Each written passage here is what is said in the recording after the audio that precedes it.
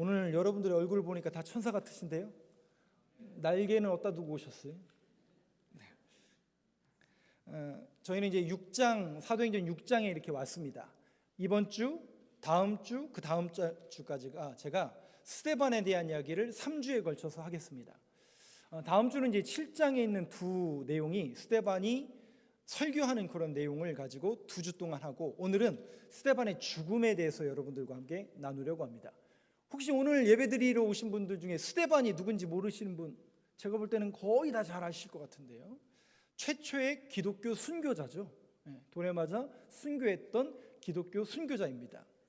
그렇다면 오늘 이 스데반의 죽음이, 특별히 이제 스데반이라는 이름의 뜻이 스테파노스라는 헬라어입니다. 근데 이 스테파노스라는 단어가 언제 쓰여지는 단어냐면, 여러분 고대 그리스에 보면 마라톤 경기 있었잖아요. 그죠? 42.19km를 뛰는 그 마라톤 경기의 우승자에게 뭘 씌워줬어요? 월계관을 씌워주잖아요. 그 월계관이 스테파노스 면류관이에요. 그래서 우리 성경에는 이 스테파노스를 스데반의 이름, 그리고 사도 바울이 나에게 뭐가 예비되어 있다고요? 의의 면류관이 예비되어 있다. 그 승리의 월계관이 준비되어 있다. 여러분들의 신앙의 모든 끝에 승리의 월계관을 받으시기를 간절히 축원합니다.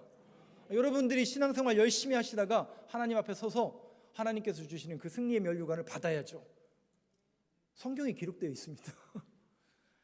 자, 그런데 오늘 스데반의 죽음에 대해서 여러분들과 함께 말씀을 나누려고 하는데, 성경은 여러분들이 항상 이 부분을 조금 이해를 하시고 성경을 보시길 바라는데, 뭐냐면 성경은 어떤 인물에 집중하지 않습니다. 다시요. 성경은 어떤 인물에 집중하지 않습니다. 그 얘기는 무슨 얘기냐면, 성경은 인물을 위인화한다든지 영웅화하지 않습니다. 세상 사람들은 사람의 업적, 사람의 노력, 사람의 성공을, 열매를 위인이다, 영웅이다라고 이렇게 칭송하지만, 성경은 아브라함, 야곱, 이삭, 오늘 스데반, 거기다가 순교자, 순교를 한 게 뭐가 큰일이 아니고 그 업적은 정말 대단한 것 맞아요. 그런데 성경은 어떤 그 인물에 집중하는 것이 아니라 그 인물의 사건을 중점적으로 우리가 이 죽음을 통해서 어떤 메시지를 얻어야 될까, 여기에 초점을 맞춥니다. 그러니까 스데반이 대단한 인물인 건 맞지만 그 사람처럼 무조건 본받아야 된다, 이걸 논하는 것이 아니라 초점이 어디 있다고요? 그 스데반의 죽음의 과정을 통해서 하나님께서 우리에게 전하고자 하는 메시지가 뭐냐는 거죠. 여기에 여러분들이 조금 귀를 기울이시고 초점을 맞추어서 오늘 말씀을 한번 들어보시길 바랍니다. 8절부터 15절까지 있는 내용을 가지고 여러분들과 같이 나누려고 합니다. 자, 8절 말씀을 한번 보시죠. 8절 말씀. 자, 여러분 목소리 한번 같이 읽어보겠습니다. 시작. 스데반이 은혜와 권능이 충만하여 큰 기사와 표적을 민간에 행하니. 스데반이 큰 기사와 표적을 민간에게 많이 행한 이유는 은혜와 권능이 충만했구나. 우리 지난주에 7 집사 중에 스데반이 선정이 되었죠. 잘 아시는 것처럼 지난주의 말씀이 뭐였냐면 6장 앞에 있는 부분인데 1절부터 7절까지 있는 말씀이었는데, 무슨 내용을 여러분들에게 말씀을 드렸냐면, 교회 안에 수많은 사람들이 몰려오면서 교회에 문제가 생겼다고요? 안 생겼다고요? 교회인데요? 교회에 문제가 생기면 돼야 안 돼요? 안 된다고 하기는 거시기하고 된다고 그런 건가요? 여러분, 인간이 모여있는 모든 공동체는 문제가 있습니다. 교회도요, 교회도 문제가 있습니다.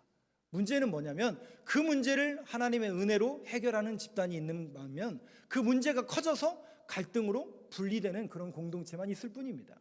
문제가 없는 곳은 아무도 없나니 다 문제가 있어요. 그런데 그 문제를 해결하기 위해서 어떻게 했다고요? 7 집사를 세웠다고 했잖아요. 그리고 사도와 제자들은 뭐 한다고요? 본질에 집중했다. 그 본질이 뭐였는데요? 기도하는 일과 말씀 전하는 일. 그래서 이 본질에 초점을 맞추고 그 다른 행정 구제하는 일은 7 집사에게 맡겼는데, 그 교회 안에 들어온 사람들 중에 소수가 문제였는데 헬라파 유대인이었잖아요. 근데 그 사람들을 구제하기 위해서 7 헬라파 집사들을 세우더라. 근데 그 세운 사건이 결국 나중에 교회가 흩어지고 찢어졌을 때 흩어진 사람들이 어떻게 해요? 각자 자기의 나라로 돌아가서 그 헬라 말로 교회를 세우더라는 거죠. 그래서 세워진 교회가 어떤 교회다고요? 안디옥 교회였다. 예, 거기까지 제가 지난주에 말씀드렸습니다. 이 스데반도 헬라파 유대인이었을 겁니다. 그런데 이 스데반이 성경에 보니까 은혜와 권능이 충만하더라. 충만이라는 단어가 무슨 뜻이라고요? 영어 성경에 보면 풀필로 나옵니다. 넘쳐 흐른다라는 뜻이에요. 즉 스데반은 은혜와 권능이, 그러면 이 은혜와 권능은 스데반이 열심히 믿고 헌신하고 하나님 앞에 막 금식하고 짜내가지고 만들어진 거예요? 외부에서 들어온 거예요? 예? 정확하게 하세요. 정확하게. 내가 열심히 신앙생활해서 만들어낸 거예요? 외부에서 들어온 거예요? 외부에서 온 겁니다. 이 은혜와 권능은 자기가 생성해내는 게 아니라 하나님이 위로부터 주시는 은혜와 권능이 그에게 차고 넘쳤다라는 거예요. 그럼 여러분 잘 보세요. 사람은 누구든지 다 똑같습니다. 스데반만 특별한 게 아니라 인간은 다 똑같아요. 그런데 이 스데반의 이 스토리 속에서 은혜와 권능이 충만함에 그 충만이 어떤 자신의 노력과 헌신으로 된 게 아니라 외부에서 들어왔다는 거죠. 그 외부에서 들어온 힘이 뭐라는 거예요? 은혜와 충만이라는 거죠. 이거 누가 준 거예요? 하나님이 주시는, 하나님이 공급해 주시는 성령님의 역사죠. 그래서 신명기에 보면 이스라엘 백성들을 향해서 하나님께서 뭐라고 말씀하시는 거예요? 사람이 떡으로만 사는 것이 아니요 여호와의 입에서 나오는 모든 말씀으로 사는 줄 내게 알게 하려 하심이라. 우리 신앙인의 힘은 어디에서 나와야 돼요? 내가 열심히 신앙생활하고 열심히 예배드려서 나오는 거예요? 하나님이 위로부터 주시는 거예요? 하나님이 위로부터 주시는 은혜로 그걸 먹고 어떻게 하는 거예요? 그 힘으로 살아내는 거예요. 동의가 안 되시나요? 성경은 그걸 얘기합니다. 왜? 하나님의 말씀은 살아있고 활력이 있어. 히브리서에 보면 그 활력이란 단어가 있는데 영어로 에너지라고 번역해요. 사람은 똑같아요. 먹는 걸로 힘을 내게 돼 있어요. 그렇다면 지금 이 스데반의 힘은 은혜와 권능이었는데 그 은혜와 권능은 외부로부터 오는 성령님께서 주시는 그 은혜와 권능이 그것이 돌출된 거예요. 저는 오늘 이 메시지를 여러분들과 함께 나누면서 오늘 여러분들이 두 가지에 조금 초점을 맞추어서 생각해 보시기 바랍니다. 첫 번째 질문은 뭐냐면, 두 가지 질문인데요. 첫 번째 질문입니다. 뭐냐면 내가 살아가는 힘은 무엇일까? 여러분들이 살아가는 힘은 무엇입니까? 여러분들이 살아가는 힘은 뭡니까? 오늘 스데반은 은혜와 성령이 권능이 충만하다고 했어요. 이 은혜와 권능은 외부에서 들어오는 거예요. 그 외부에서 들어온 그 힘으로 그게 나간 거예요. 오늘도 저와 여러분들이 살아갈 그 힘이 뭘까요? 한번 물어보세요. 옆에 분들한테. 저는 이제 그만 보시고 여러분들한테, 옆에 분한테 이렇게 한번 물어보세요. 당신이 살아가는 힘은 뭡니까? 한번 물어보세요. 저는 그만 보시라니까요. 옆에 분한테 당신이 살아가는 힘이 뭡니까? 한번 다시 물어요. 당신이 살아가는 힘은 뭡니까? 한번 물어보세요. 당신이 살아가는 힘은 무엇입니까? 뭐라고 그래요? 뭐라고 그래요? 제가 몇 해 전에 그 심야 기도회 때 그 말씀을 하나 드렸잖아요. 저도 이거 새롭게 하셔서 간증해서 본 프로그램에서 본 얘기 제가 다시 아시지만 다시 여러분들에게 리바이벌 해드릴게요. 그 간증하시던 젊은 집사님이 서울 강남 이제 그런 데서 부유하게 사시는 분인데 어느 날 얘기도 안 하고 강원도 시골에 살던 친정어머니가 몰래 오신 거예요.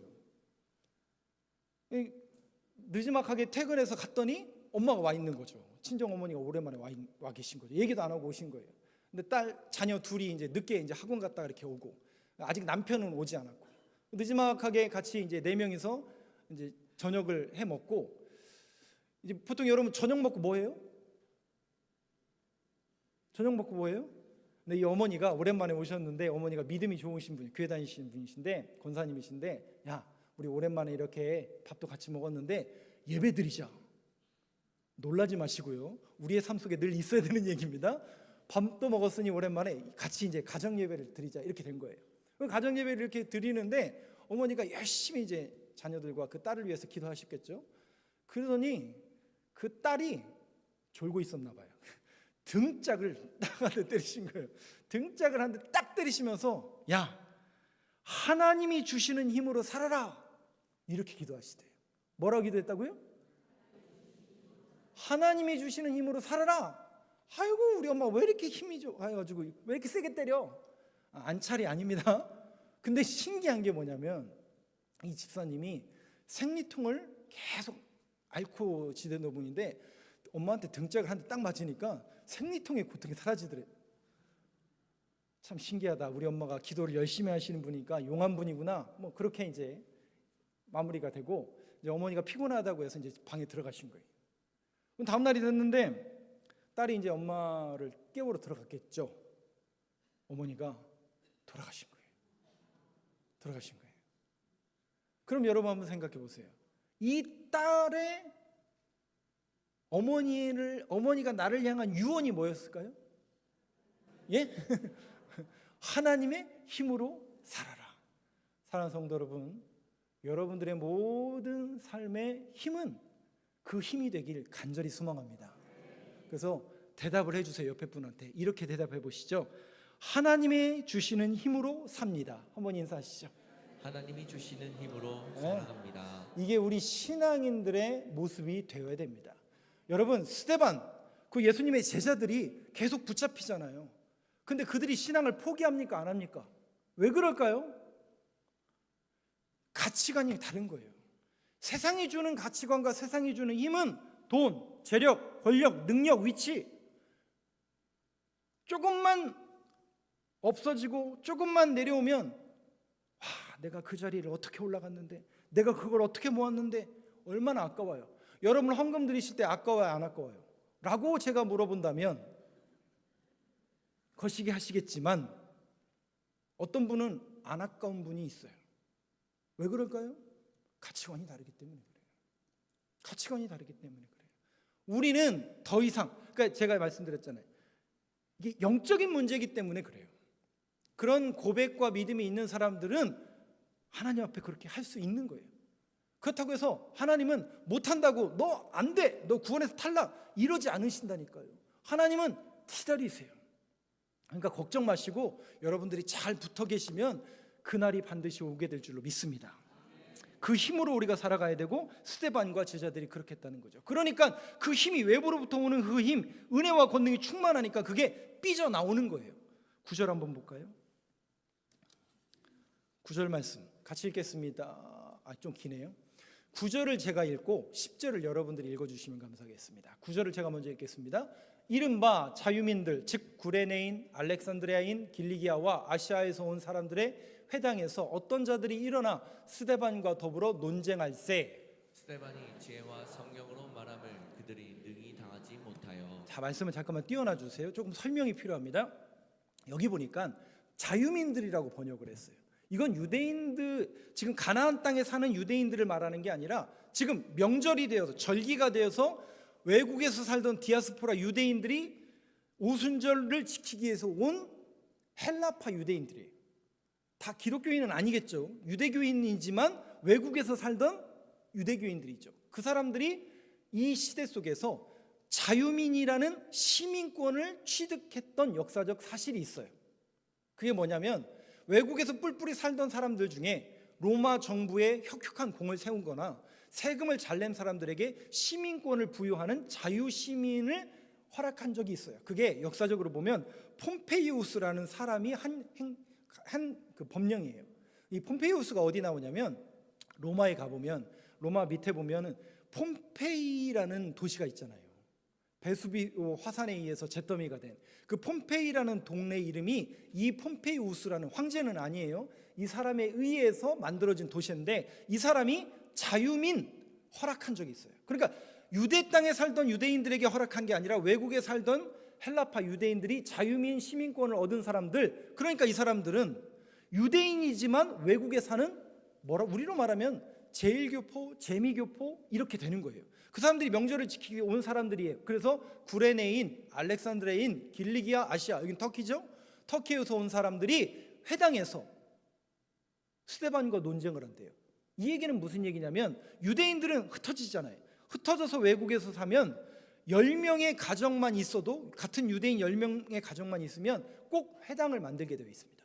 그래서 그 회당에서 예배드리고 절기 지키고 말씀을 원래 같이 나누는 신앙의 정체성을 회당에서 만들게 되어 있어요. 근데 이 사람들이 지금 절기를 지키기 위해서 이스라엘로 왔는데 언어가 다르고 행동과 관습이 다르기 때문에, 물론 성전에 가서 예배도 드리지만 그들이 예배를 성전에 가서 드리고 따로 모이는 게 자신들의 구역, 알렉산드리아 출신들은 알렉산드리아, 구레네 사람들은 거기에 모여서 거기에 회당을 짓고 거기서 또 같이 하나님의 말씀을 나누는 그런 모습을 지금 하고 있는 거예요. 그럼 여기 이 회당에서 스데반하고 논쟁할 정도의 사람들이면 하나님의 말씀을 아는 사람들일까요? 모르는 사람들일까요? 아는 정도가 아니라 능통하고 외우는 사람들이죠. 이 사람들이 지금 스데반을 부른 거예요. 예수 믿는 스데반을 불러서 어떻게 했다고요? 논쟁을 했는데 이겼다고요? 못 이겼다고요? 10절을 잘 보세요. 스데반의 힘이 뭐였어요?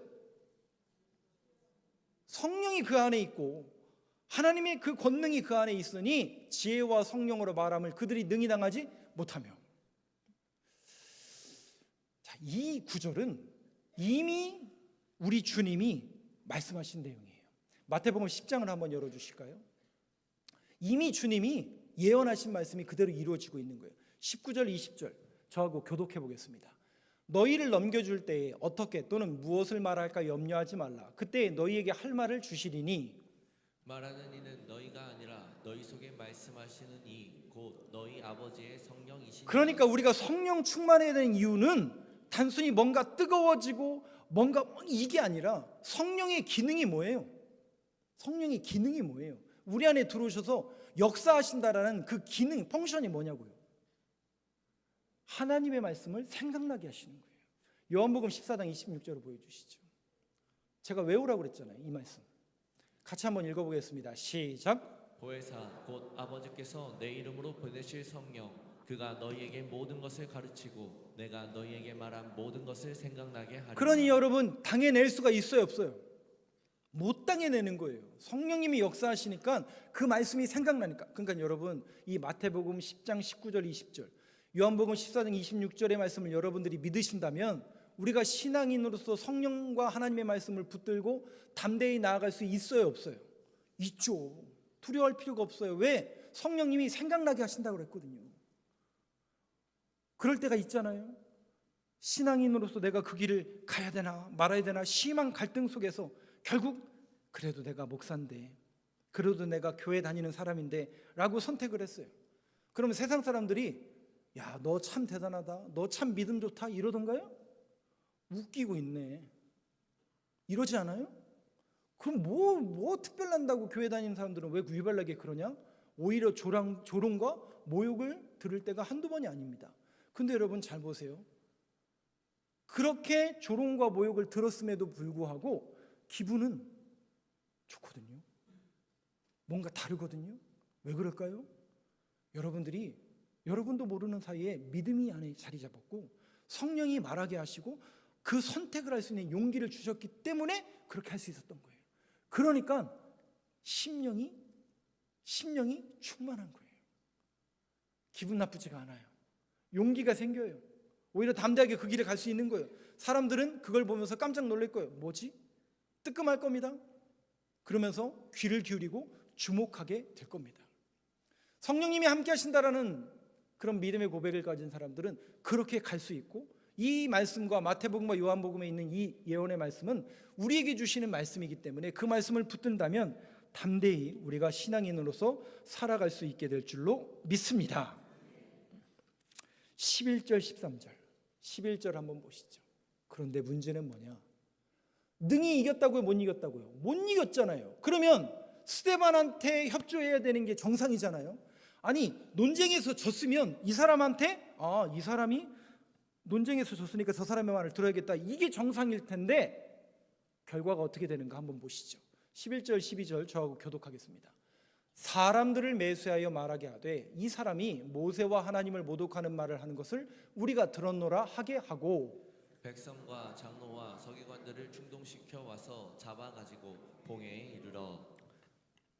논쟁에서 분명히 졌잖아요.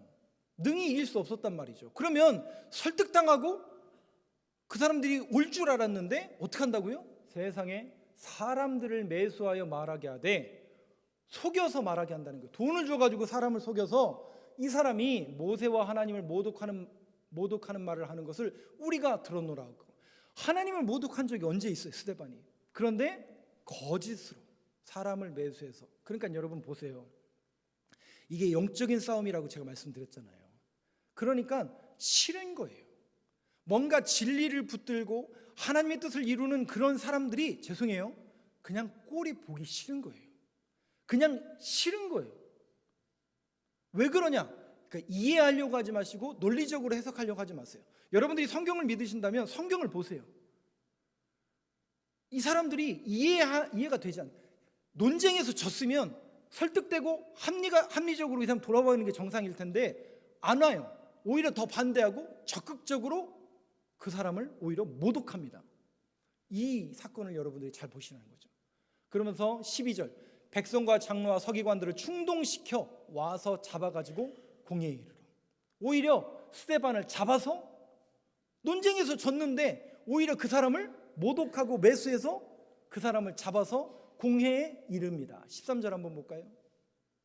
같이 한번 읽어보겠습니다. 시작. 거짓 증인들을 세우니 이르되 이 사람이 이 거룩한 곳과 율법을 거슬러 말하기를 마지 아니하는도다. 거짓말이에요, 진실이에요? 사람들을 매수해서 거짓말하게 만드는 거죠. 신성 모독죄로 몰아가려고 지금 꾸미고 있는 거예요.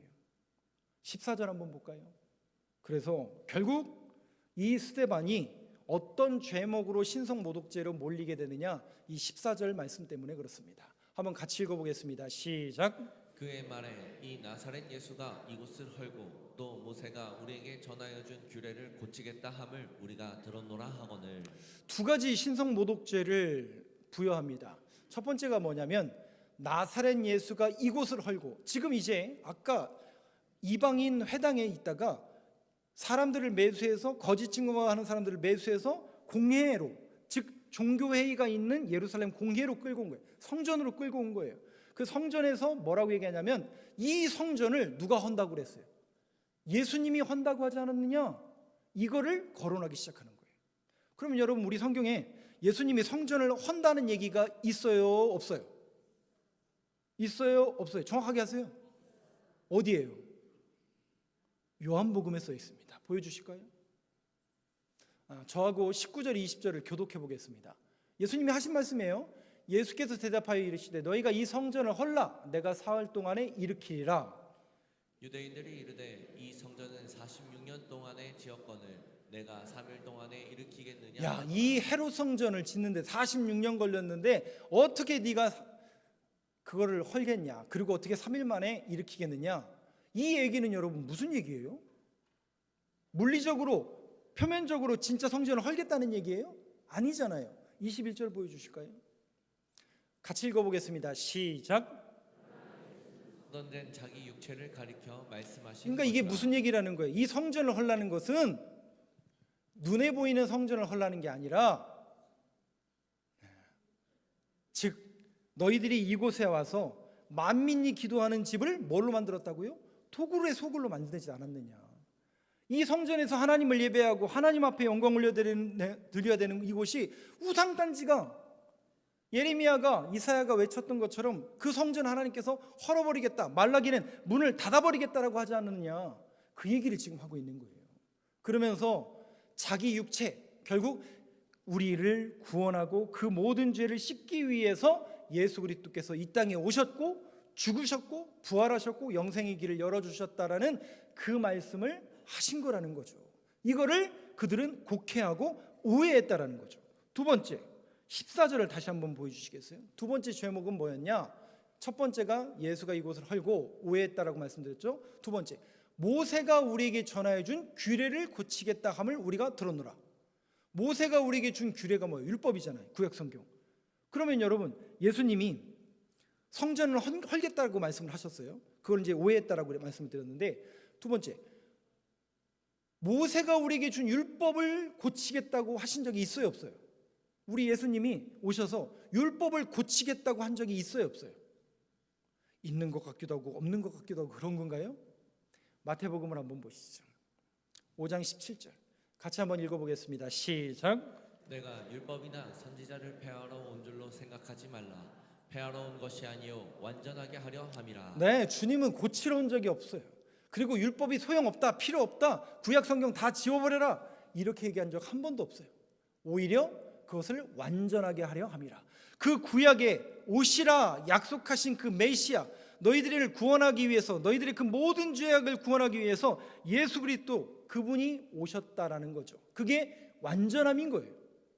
근데 여러분, 너무나도 아이러니한 게 뭐냐면 예수님이 이 땅에 오셔서 완전하게 하기 위한 건, 완전하게 하려 함이라. 뭘 완전하게 하려는 거예요? 아이러니한 건 뭐냐면 지금 예수 그리스도를 십자가에 못 박아 죽여라, 스데반을 모욕하면서 저 예수쟁이, 예수를 따르는 저 사람, 오히려 주님은 그 손가락질하고 예수를 십자가에 못 박으라고 외쳤던 그 사람들을 구원하시기 위해서 오셨다는 거예요. 아이러니한 현실이죠. 오히려 예수를 못 박아라, 스데반을 돌로 쳐 죽이는 그 사람들을 구원하기 위해서 오셨다라는 거예요. 이게 기독교의 역설이고 이게 기독교의 아이러니입니다. 그런데 오늘 본문 말씀 15절을 한번 볼까요? 오늘 본문 말씀은 예사롭지가 않은 말씀이에요. 그때 15절에 모두가 스데반을 쳐다봅니다. 쳐다봤더니 어떤 모습이었는가? 한번 여러분 목소리로 같이 읽어보겠습니다. 시작. 공회 중에 앉은 사람들이 다 스데반을 주목하여 보니 그 얼굴이 천사의 얼굴과 같더라. 무슨 얼굴과 같더라고요? 그러면 여러분, 제가 오늘 결론겸으로 두 가지를 말씀드릴게요. 스데반의 얼굴을 봤더니 천사의 얼굴과 같더라. 이게 도대체 무슨 얘기일까? 이들은 진리를 붙드는 사람들이 아니었고 논리에서 진 사람들인데 자신들의 위치와 자신들의 기득권을 지키기 위해서 예수를 십자가에 못 박았어요. 그리고 이제 예수를 따르는 그 스데반을 돌로 쳐 죽이는 그런 과정 속에 있어요. 근데 그 모든 과정이 어떻다고요? 진리하고 상관이 있어요, 없어요? 관심 없어요. 상관없어요. 하나님의 말씀 1.1핵도 없어요. 과연 예수가 하나님의 말씀에서 틀린가? 스데반이 하나님의 말씀에서 벗어나는가? 관심 없어요. 자신들의 기득권, 자신들의 위치, 이것만 필요할 뿐이에요. 내 니즈가 뭔가, 내가 원하는 게 뭔가, 이걸 채워주면 아멘 할렐루야고, 안 채워지면 노매인 건가요? 여기에만 관심 있는 사람들이 바로 이 사람들이에요. 그런데 이 사람들이 이제 스데반을 돌로 쳐서 죽이는 그런 과정 속에 스데반을 보니까 어떻다고요? 천사의 얼굴 같더라. 그럼 여러분 한번 생각해 보세요. 스데반의 한 얘기가, 스데반이 이제 7장에 넘어가면 설교를 할 텐데 그 얘기가 옳은 얘기입니까? 그른 얘기입니까? 성경적으로 봐도 옳은 얘기예요. 그런데 돌로 던지고 있어요. 그러면 그 사람, 돌을 던지는 사람의 마음은 어떨까요? 이게 진리인 걸 알아요. 분명히 이게 지금 잘못된 건지 아는데 돌을 던져요. 그래서 사도행전 7장 54절을 한번 보시죠.